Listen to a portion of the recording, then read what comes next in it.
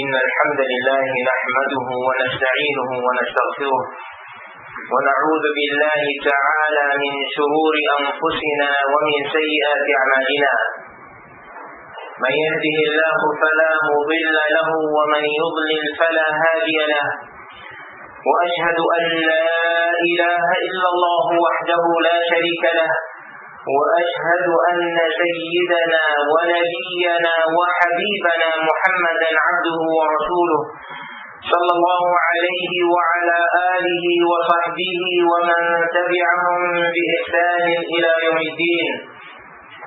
يا أيها الذين آمنوا اتقوا الله حق تقاته ولا تموتن إلا وأنتم مسلمون. يا أيها الناس اتقوا ربكم الذي خلقكم من نفس واحدة وخلق منها زوجها وبث منهما رجالا كثيرا ونساء واتقوا الله الذي تساءلون به والأرحام إن الله كان عليكم رقيبا. يا أيها الذين آمنوا اتقوا الله وقولوا قولا سديدا يصلح لكم أعمالكم ويغفر لكم ذنوبكم ومن يطع الله ورسوله فقد فاز فوزا عظيما.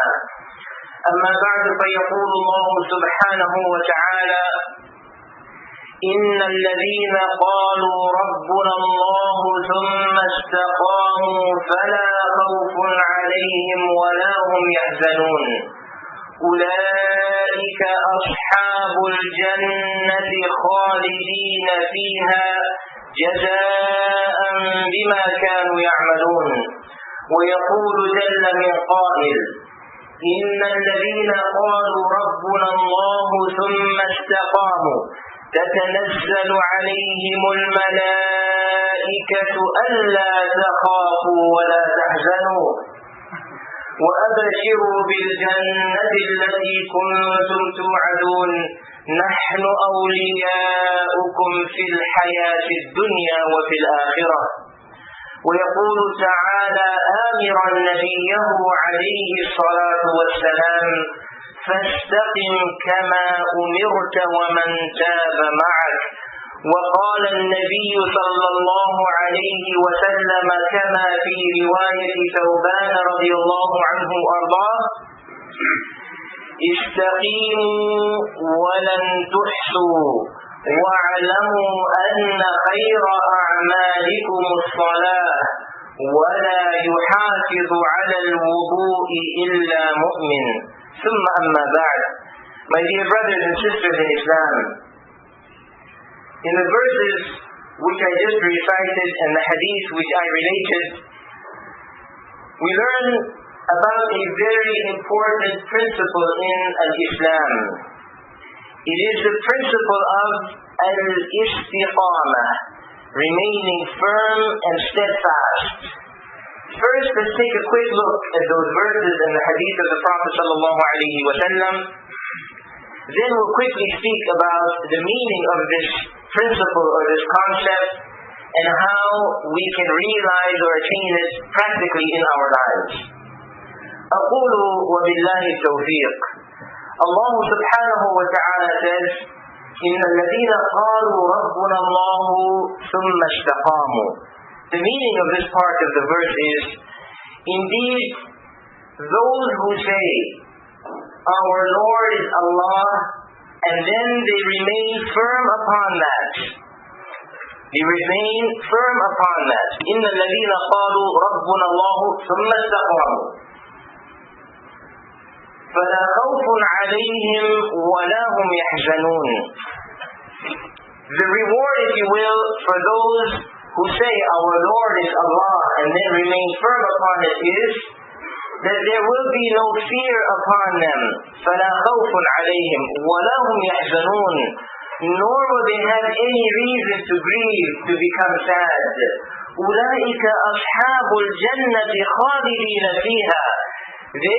Those individuals are the inhabitants of paradise, and they will abide therein forever. خَالِدِينَ فِيهَا جَزَاءً بِمَا كَانُوا يَعْمَلُونَ. as a reward for what they used to do. Allah Jalla wa Ala also says, إِنَّ الَّذِينَ قَالُوا رَبُّنَا اللَّهُ ثُمَّ اسْتَقَامُوا. Again, the meaning here, indeed, those who say, our Lord is Allah, and then they remain steadfast upon it. Note, إِنَّ الَّذِينَ قَالُوا رَبُّنَا اللَّهُ ثُمَّ اسْتَقَامُوا. There are two factors here. The first one is that they say, our Lord is Allah, and then they remain firm upon that. They remain steadfast upon that. تَتَنَزَّلُ عَلَيْهِمُ الْمَلَائِكَةُ. Angels descend upon them during their lifetime and as well at the time of death. تَتَنَزَّلُ عَلَيْهِمُ الْمَلَائِكَةُ أَلَّا تَخَافُوا وَلَا تَحْزَنُوا. These angels come with glad tidings. أَلَّا تَخَافُوا, that there is no need, there is no reason for you to fear. وَلَا تَحْزَنُوا, nor is there any need for you to grieve, to become sad.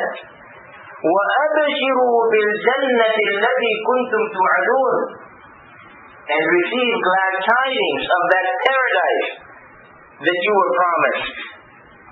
نَحْنُ أَوْلِيَاؤُكُمْ. We are your companions and your close friends in the life of this world as well as the hereafter. One day, Abu Bakr radiallahu anhu ardahu was with the Prophet sallallahu alayhi wa sallam, and he looked at him and he said to the Prophet sallallahu alayhi wa sallam that, Ya Rasulullah, O Messenger of Allah sallallahu alayhi wa sallam, what is it that I see in you?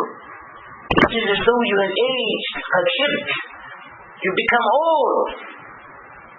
This is Abu Bakr radiallahu anhu speaking to the Prophet sallallahu alayhi wa sallam. And in response to that he said, شَيَّبَتْنِي هُودٌ وَالْوَاقِعَةُ وَالْمُرْسَلَاتُ وَعَمَّ يَتَسَاءَلُونَ وَإِذَا الشَّمْسُ كُوِّرَتْ. وفي رواية شَيَّبَتْنِي هُودٌ وَأَخَوَاتُهَا. The Prophet alayhi salatu wasalam responded by saying that what has caused me to age is the following surahs.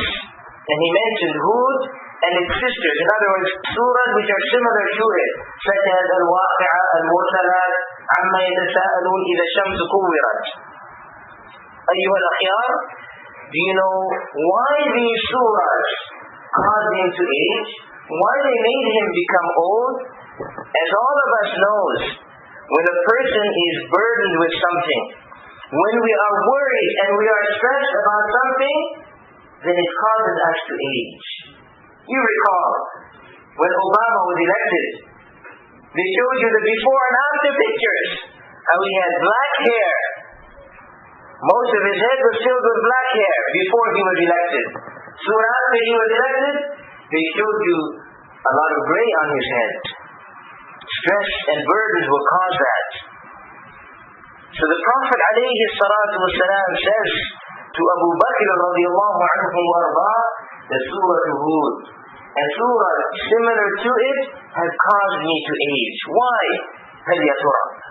Because besides the fact that these surahs contain a lot of reminders and news about the hereafter, about heaven and hell, about what will happen when we are resurrected. Besides all of that, there is an ayah, there is a verse in Surah Hud which in particular caused the Prophet sallallahu alayhi wa sallam to age. The Surah Hud, and the ayah is the following one, in which Allah Jalla wa Ala says, while commanding His Messenger sallallahu alayhi wa sallam and the rest of us, Allah Jalla wa Ala said to him, فَاسْتَقِمْ كَمَا أُمِرْتَ وَمَنْ تَابَ مَعَكَ. Then remain steadfast, remain firm on the straight path, as you have been commanded, as you have been ordered, you and those who return to Allah along with you. Al-istiqamah. So what is this command of Allah Azza wa Jal? What was this advice of the Prophet ﷺ to that Sahabi, that companion who came to him and said, Ya Rasulullah, قُلْ لِي فِي الْإِسْلَامِ قَوْلًا لَا أَسْأَلُ أَحَدًا بَعْدَكَ أو كما قال. The question from that companion was, O Messenger of Allah sallallahu alayhi wa sallam, tell me something. Give me a piece of advice such that I will not have to question or I will not have to ask anyone about it after this. And the Prophet ﷺ responded in very short words. He didn't give him a long lecture, although what is being asked is great. Give me this piece of advice that is so profound, I will not need to look for advice anywhere else after this day. Imagine if you were asked, what would you say to somebody? Give me a piece of advice, a solid piece of advice, so I don't have to look anywhere else after today. The Prophet ﷺ said to the Sahabi, said to the companion of his, قُلْ آمَنْتُ بِاللَّهِ ثُمَّ اسْتَقِمْ. Say, I believe in Allah, and then remain firm upon that. Remain steadfast upon that. Al-istiqamah. So basically, this is what it boils down to. What Allah Jalla wa Ala and His Messenger sallallahu alayhi wa sallam are really saying to us in the language of today on the streets is, if you're going to talk the talk, then walk the walk. Or put your money where your mouth is. You say and you claim, our Lord is Allah, Rabbul Allah. Who amongst us doesn't say that Allah is my Lord? Every one of us makes one and the same claim. When you say, La ilaha illallah, that there is unworthy of worship besides Allah, there is no true God besides Allah, you are acknowledging that Allah is our Lord. So you met the first condition in that ayah. إِنَّ الَّذِينَ قَالُوا رَبُّنَا اللَّهُ. Indeed, those who say that our Lord, Rabbuna, Allah, our Lord is Allah. And what comes after that? Let us be very frank and very honest with ourselves. Perhaps I will not be exaggerating if I said, looking at the masses, looking at the vast majority of Muslims today, this is where it ends for most of us. We claim that our Lord is Allah, and then we go into a different gear. Then we go and look at a different yardstick. We look at those who say that if you believe, it is enough for you. It's sufficient to accept God in your heart, and after that, you are guaranteed paradise. But Islam does not subscribe to this. This is not from the teachings of Islam. It is not enough to say, our Lord is Allah, and then sit back and expect that we are going to attain paradise. إِنَّ الَّذِينَ قَالُوا رَبُّنَا اللَّهُ ثُمَّ اسْتَقَامُوا قُلْ آمَنْتُ بِاللَّهِ ثُمَّ اسْتَقِمْ.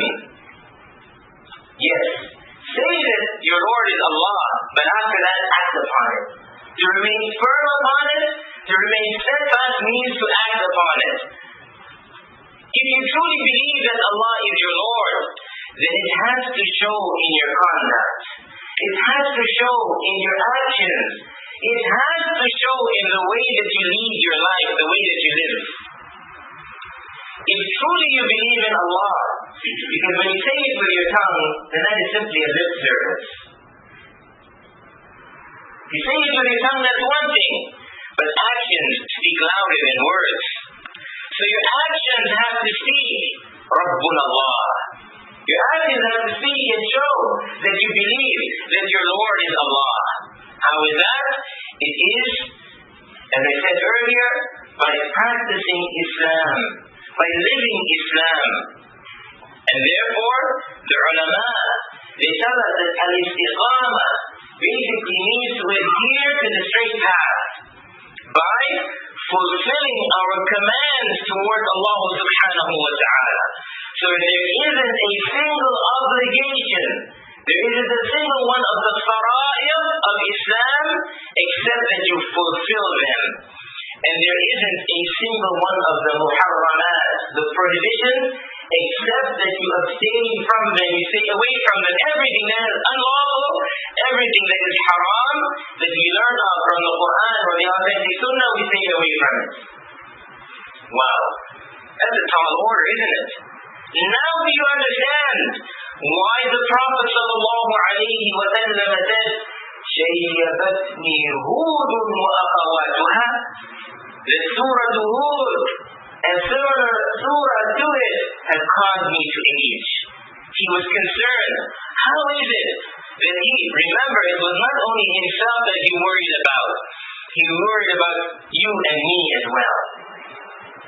After all, the Prophet ﷺ was granted the glad tidings that he was certainly going to enter paradise. All of his sins would be forgiven if he were to commit any. So he had really no worries as far as that goes. His concern was for us as well. So he aged because of that. How? How is it that we can actually live that way? Perfect Muslims, doing everything that Allah commanded and staying away from all that Allah Jalla wa Ala had prohibited. So the Prophet ﷺ always gives us answers.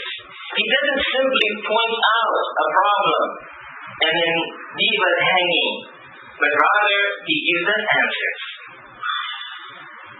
قُلْ آمَنْتُ بِاللَّهِ ثُمَّ اسْتَقِمْ. Say, I believe in Allah. That is, with your heart, with your tongue, through your actions. Remain firm upon that. But we know that we are not going to be able to practice Islam perfectly in our lives. And we know this why? Because He salawatu rabbi wa salamuhu alayhi informed us of it. He said, as in the hadith of Thawban radiyallahu anhu wa ardah, istaqimu wa la tuhsu. Remain firm and steadfast, but you're never going to be able to do it perfectly. You're not going to be able to accomplish that completely as you should. He pointed that out to us. Or did he leave us hanging? No. Then we look to other authentic ahadith of the Prophet sallallahu alayhi wa sallam, and we find the answer. He said, salawatu rabbi wa salamuhu alayhi, saddidu wa qaribu. And he said, sallallahu alayhi wa sallam,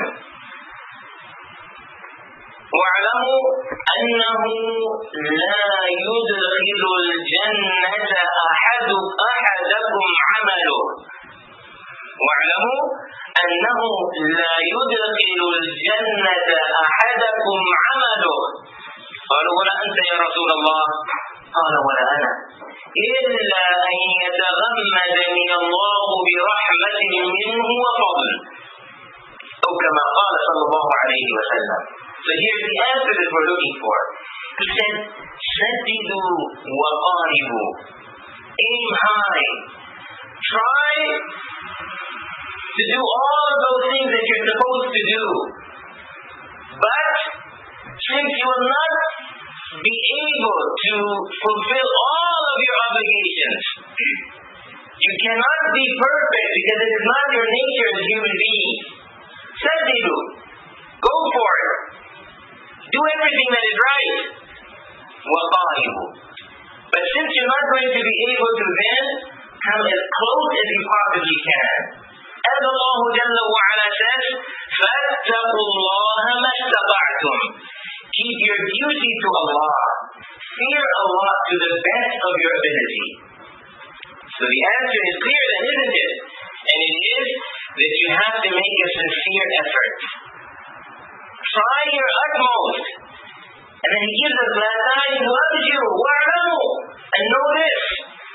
None of you will be entered into paradise as a result of his or her deeds. Our deeds will be a means for us to attain higher and better levels in paradise, yes. But is any of us going to enter into Jannah? Will Allah place any of us in paradise solely because of our deeds? The clear answer is no. It will never happen. وَلَا أَنْتَ يَا رَسُولَ اللَّهِ. Before us, the Sahaba, the companions of the Prophet ﷺ, asked this question. They said, not even you, O Messenger of Allah, even you are not going to be entered into paradise by virtue of your deeds, because of your deeds. Remember who we're speaking of. We're speaking of the Messenger of Allah, Muhammad sallallahu alayhi wa sallam. The Prophet who used to stand awake in prayer before Allah Azza wa Jal to the extent that his feet would swell up and perhaps they would start cracking and bleed. And when his wife Aisha radiallahu anha wa ardaha would ask him, Ya Rasulullah, O Messenger of Allah sallallahu alayhi wa sallam, why are you putting yourself through this when Allah has forgiven you all your past and present and future sins? You're guaranteed paradise. Why do you put yourself through this? And he responded by saying, أَفَلَا أَكُونُ عَبْدًا شَكُورًا. Then shall I not be a grateful slave? This is whom we're speaking of. The individual who always carried out his duty towards Allah, who was never lazy, who did all that Allah commanded him, and stayed away from all that Allah had prohibited him from doing. Not only that, but he guided all of humanity towards that as well. He is the one being asked, وَلَا أَنْتَ يَا رَسُولَ اللَّهِ. Not even you, O Messenger of Allah, even you're not going to go to paradise because of your deeds. He said, وَلَا أَنَا. The response came very clearly, not even me, إِلَّا أَنْ يَتَغَمَّدَنِي اللَّهُ بِرَحْمَةٍ مِّنْهُ وَفَضْلٍ. He says, not even me, unless Allah were to shower me with His mercy and favor me. So again, al-istiqamah, to remain steadfast and firm, is an obligation upon each and every one of us. But it requires great effort. سَدِّدُوا وَقَارِبُوا. Although we know we cannot be perfect, it says that the Prophet ﷺ informed us that the efforts are required. Very quickly before we conclude, how about looking at some practical means or methods through which we can attain al-istiqamah? What are some of those things which will assist us in remaining firm and steadfast upon this path of Islam? What will help us to keep our duty towards Allah subhanahu wa ta'ala? The first matter, and perhaps the most important one of all, and it applies not only for al-istiqamah, not only for us wanting to be as perfect as we can as Muslims, but it applies to everything that we may ever require in our lives. It is for us to be sincere and truthful in our request from Allah subhanahu wa ta'ala to keep us firm and straight upon this path. Have you ever heard the words, La hawla wa la quwwata illa billah? If I'm not mistaken, just about every one of us repeats these words on a daily basis. La hawla wa la quwwata illa billah. But how many of us really understands what he or she is saying? La hawla wa la quwwata. That is, there is no strength nor any power. Basically what it means is that absolutely nothing can occur. There's no movement. There's absolutely nothing can happen. La hawla wa la quwwata illa billah. There's no strength, no power except with Allah. You and I can accomplish nothing on our own. We are weak as human beings. Know it. No, don't let anyone tell you otherwise.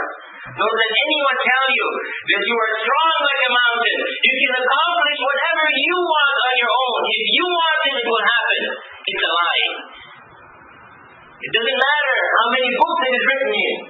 It doesn't matter how many People who have PhDs tell you this. It is a lie. You cannot accomplish a single thing on your own. You and I are weak. وَخُلِقَ الْإِنسَانُ ضَعِيفًا. Allah Jalla wa Ala tells us that the human being has been created weak. وَمَا تَشَاءُونَ إِلَّا أَن يَشَاءَ اللَّهُ رَبُّ الْعَالَمِينَ. Read the Quran and you will understand what I am saying. Allah subhanahu wa ta'ala informs us. He informs us and He tells us in no uncertain terms that you cannot accomplish anything unless Allah desires so. Unless Allah wants it to happen, and Allah grants permission for it to happen, it will not happen. So be sincere and truthful. Don't depend on yourself. Depend on Allah. Ask Allah Jalla wa Ala from the bottom of your heart. Turn to Allah Jalla wa Ala with fractured hearts, acknowledging that He subhanahu wa ta'ala is all powerful, and that He Jalla Sha'nu controls our hearts. Listen, today you may be on the straight path, but tomorrow who knows? Did you know that the Prophet alayhi salatu wasalam informed us of times that will come when there are so many trials and tribulations that an individual would awaken a believer, but by the time night comes upon them and they go to sleep, they will sleep as disbelievers and vice versa. It is Allah and Allah alone who can assist us. So the first thing, and the most important thing, is to be sincere when turning to Allah Jalla wa Ala, acknowledging our weakness, acknowledging His greatness and His power, begging of Him, yes, because we are slaves. We don't beg from the people. This is a shameful thing. We beg of Allah subhanahu wa ta'ala to keep us firm upon the straight path, to grant us al-hidayah, to always guide us towards the truth. Another important matter, we said that al-istiqamah means to do all that Allah has made an obligation upon us, to abstain and to abstain from all that Allah has prohibited. How can you do so without knowing the likes and dislikes of Allah? How can you do so without knowing what Allah has made an obligation upon you and what He has declared unlawful for you? So the second matter is that we have to learn. And this is where many of us are lazy. We are not willing to learn our deen. We are not willing to learn from the proper and authentic sources about Allah and what Allah expects of us. We will spend thousands upon thousands of dollars to attain a worldly education. Fine, so be it. But isn't it a shame that although it doesn't cost that much to attain Islamic knowledge, we are lazy to do so? On a textbook for some course in university, we'll spend a couple of $100. But when we see the book, Tafsir Ibn Kathir, now translated into the English language, and from authentic sources, mashallah, tabarakallah, and we learn that the cost for 10 volumes is whatever it may be, $150, $200, oh, that's too expensive. The masajid, we invite people to speak in these masajid. Scholars of Islam, offering even free lectures, leave alone wanting you to pay.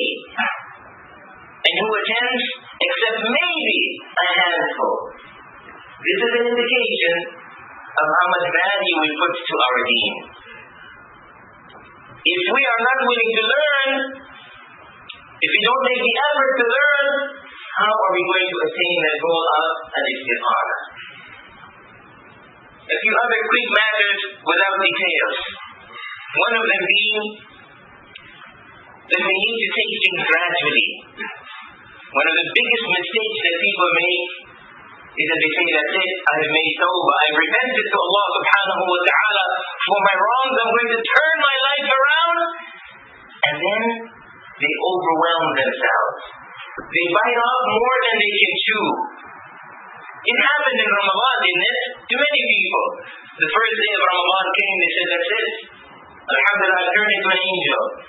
In the first 3 days, they completed the Quran. Every day, 10 juz, or maybe 3 juz. They did so much. Salat al-Tarawih, and then they went back home and they prayed some more. Well and good. But then you was al-Habib. Don't overburden yourself. Then what happened? After the first week went, it started tapering off. And in the second or the third week, it tapered off even more. Until the last week, you barely did anything. You graduated things. Ya Abdullah, la takun misla fulanin kana yaqumu al-layla thumma taraka. This is from the guidance of the Prophet alayhi salatu wasalam. You were an athlete, and you were training for a 10-kilometer run, or you wanted to train for a 10-kilometer run, but let's say you're not an athlete, you want to train yourself, you're not going to start the first day by running 10 kilometers as fast as you can. You're going to take it step by step gradually. The same thing with our deen. With acts of worship. Take on what you are capable of. Set reasonable goals for yourself so that you don't get bored and tired and then leave everything altogether.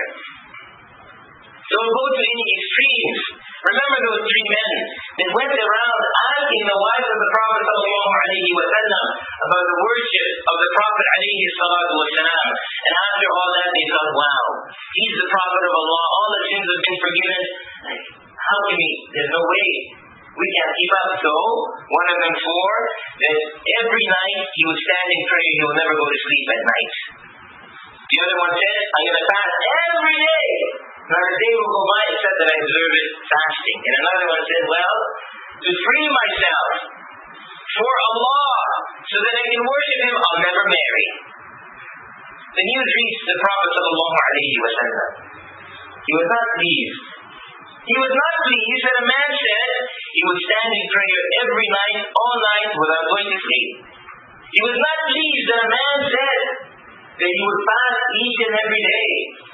He was not pleased that a man said, I'm going to free up my time for Allah by not marrying. Imagine. You know why? Because this deen, al-Islam, is a deen of moderation. Extremism in any way, shape, or form is not accepted in Islam. So the Prophet ﷺ summoned these men, and he said, are you the one who said such and such? And when they responded in the affirmative, they admitted they had said these words. Then he said to them, sallallahu alayhi wa sallam, that as for me, then I stay awake a portion of the night praying, and I sleep also by night. And as far as fasting goes, I fast some days, and on other days I don't fast. And as for women, then I marry them. I'm a married man. Then he said, فَمَنْ رَغِبَ عَنْ سُنَّتِي فَلَيْسَ مِنِّي. That the one who turns away or who dislikes my way, my path, then that person is not from me. In other words, that person is not upon my guidance. These few things that I mentioned now, as I said, are some practical steps. Practical means of us remaining steadfast and firm upon La ilaha illallah Muhammadur Rasulullah. I beg of Allah subhanahu wa ta'ala to place us among those who say, Rabbuna Allah, our Lord is Allah, and then we remain firm and steadfast upon that. أقول قولي هذا وأستغفر الله لي ولكم ولسائر المسلمين فاستغفروه إنه هو الغفور الرحيم.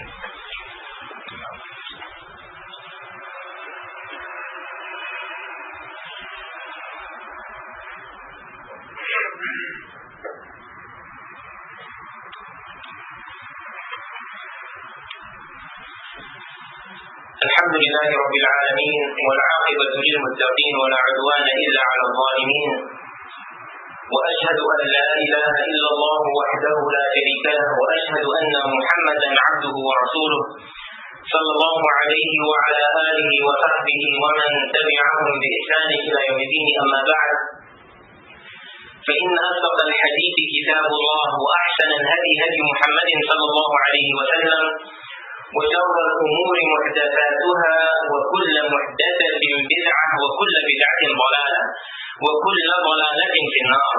وعليكم أيها المسلمون بالجماعة فإن يد الله على الجماعة ومن شد شد في النار. واعلموا أن الجماعة هي التمسك بالكتاب والسنة وبمنهج الصحابة الكرام رضوان الله تعالى عليهم أجمعين. يا ابن آدم أحبب ما شئت فإنك مفارقه واعمل ما شئت فإنك ملاقيه وكن كما شئت فكما تدين تدان. ثم صلوا وسلموا على خاتم النبيين وإمام المرسلين فقد أمركم الله بذلك في كتابه المبين. فقال جل من قائل إن الله وملائكته يصلون على النبي يا أيها الذين آمنوا صلوا عليه وسلموا تسليما. اللهم صل وسلم وبارك وأنعم على عبدك ورسولك محمد. وارض اللهم عن الخلفاء الراشدين أبي بكر وعمر وعثمان وعلي وعن سائر الصحابة والتابعين ومن تبعهم بإحسان إلى يوم الدين. اللهم أعز الإسلام والمسلمين وأذل الكفرة والمشركين ودمر أعداء الدين وأهلك الزنادقة والملحدين. اللهم اغفر لجميع المؤمنين والمؤمنات والمسلمين والمسلمات الأحياء منهم والأموات إنك سميع قريب مجيب الدعوات ورافع الدرجات برحمتك يا أرحم الراحمين. اللهم انصر المجاهدين في سبيلك في كل مكان. اللهم ثبت أقدامهم واربط على قلوبهم وأنزل السكينة عليهم وانصرهم على عدوهم وعدوك يا عزيز يا قوي. اللهم إنا نسألك الهدى والتقى والعفاف والغنى. اللهم أرنا الحق حقا وارزقنا اتباعه وأرنا الباطل باطلا وارزقنا اجتنابه. اللهم ربنا آتنا في الدنيا حسنة وفي الآخرة حسنة وقنا عذاب النار. سبحان ربك رب العزة عما يصفون وسلام على المرسلين والحمد لله رب العالمين. قوموا إلى صلاتكم رحمكم الله.